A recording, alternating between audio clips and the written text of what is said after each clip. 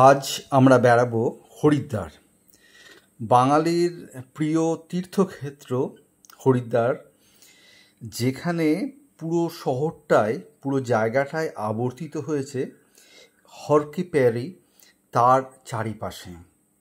আজকের এই ভিডিও তৈরির মূল উদ্দেশ্য হচ্ছে যে হরিদ্বারে গিয়ে আমরা কোথায় থাকবো মূলত। কারণ এখন যেটা দেখা যাচ্ছে হরিদ্বারে প্রচণ্ড ভিড়। এবার এমন একটা জায়গায় থাকার দরকার আছে যেখানে আপনি শান্তিভাবে থাকতে পারবেন, শান্তিতে থাকতে পারবেন, অথচ যেখান থেকে হর কি প্যারি খুব একটা দূরে নয়। সন্ধ্যার আরতি যেখান থেকে খুব ভালোভাবে দেখা যাবে সেটা হচ্ছে যেই জায়গাতে আরতি হয় তার ঠিক উল্টো দিকে চলে আসবেন।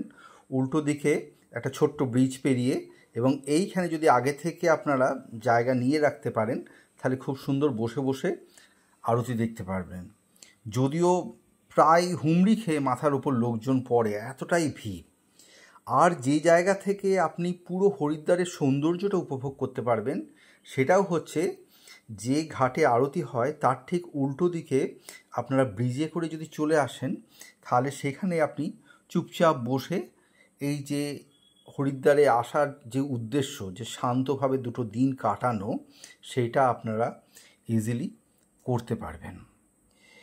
এখানে দেখুন যে সকালে বাচ্চাদের যে ক্রিয়াকলাপ সেটা দেখতে দেখতেই অনেকখানি সময় চলে যাবে। এবং এই যে ঘাটে বেশি ভিড় তার উল্টো দিকের ঘাটে কিছু ছোট ছোট দোকান আছে। সেই দোকানে আপনি চা খেতে খেতে ওদের যদি বলেন, ওরা সুন্দর করে গাছের ছায়ায় আপনাকে চেয়ার টেবিল পেতে দেবেন। এবার আমরা চলে এসেছি এখানকার বিখ্যাত বাজার দেখতে। মানে এই বাজার না দেখলেই নয়।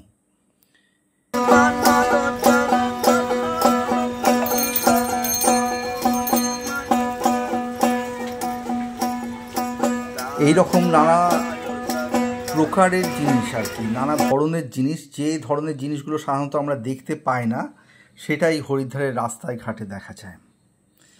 আর হরিদ্বারে গেলে মনসা পাহাড় যাবে না সেটা তো হয় না, সুতরাং রোপওয়ে করে সবাই মোটামুটি মনসা পাহাড় যায়। এবং একটা কাজ করতে পারেন, মনসা পাহাড়ে ঘুরে এসে আবার কিছুটা রোপওয়ে ছাড়া যদি উঠে আসেন তাহলে সেখান থেকেও পুরো হরিদ্বারের রূপটা খুব অদ্ভুত লাগে।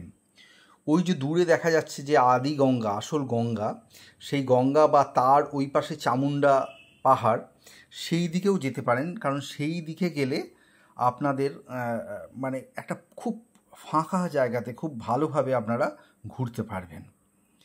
যে জায়গাটা বলছিলাম যে গাছের ছায়াতে আপনি ইজিলি বসে থাকতে পারবেন, এই অঞ্চলটাতে ভিড় অনেকটা কম। আমরা আদি গঙ্গাতে চলে এসেছি সূর্যাস্ত দেখার জন্য। সূর্যাস্তের অপরূপ রূপ। তাছাড়াও এখানকার যেটা হচ্ছে যে কোনো পাহাড়ি নদী, খরস্রোতা নদী, মাঝে মাঝে নুড়ি পাথর, সেই জিনিসগুলো বা জল, স্বচ্ছ জলের ভেতর দিয়ে মাছ দেখা যাচ্ছে। এই জায়গাটাতে বসে থাকতে কিন্তু সন্ধ্যেবেলায় অদ্ভুত লাগে। বিকেলবেলাতে চলে আসলে এটা খুব ভাল লাগবে। দেখুন একদম পুরো ঘাটটা খুব সুন্দর করে তৈরি, কিন্তু জনমানবহীন, একদম ফাঁকা।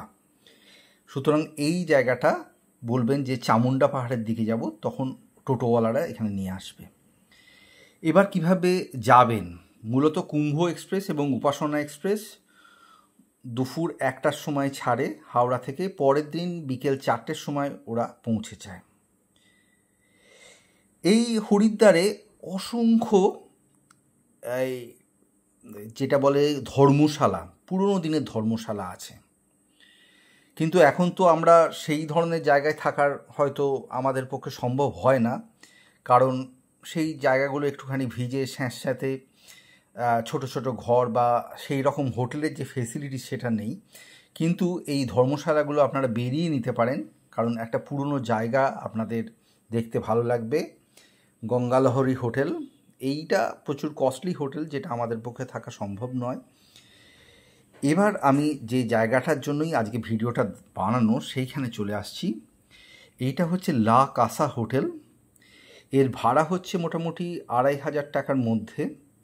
এটা স্টেশনের খুব কাছে গুরুদুয়ার আছে, সেই গুরুদুয়ারাতেই এই হোটেল, গুরুদুয়ারের সামনে। এবং এই যে ফোন নাম্বার আপনারা লিখে নিতে পারেন, এখানে ফোন করে চলে আসতে পারেন। খুব সুন্দর ছিমছাম, এবং এইখান থেকে আপনারা জাস্ট 20 টাকা ভাড়া দিয়ে টোটোতে গিয়ে আসল আপনাদের যে হারকি প্যারি সেখানে চলে যেতে পারেন। সুতরাং এই হোটেলে থাকা একটা, আর একজনকে পেয়েছিলাম খুব সুন্দর ট্যাক্সি ড্রাইভার, আমাদের গব্বর সিং, তার নাম্বারও দিয়ে রাখলাম। আপনারা ভালো থাকবেন, ভালো রাখবেন। নমস্কার।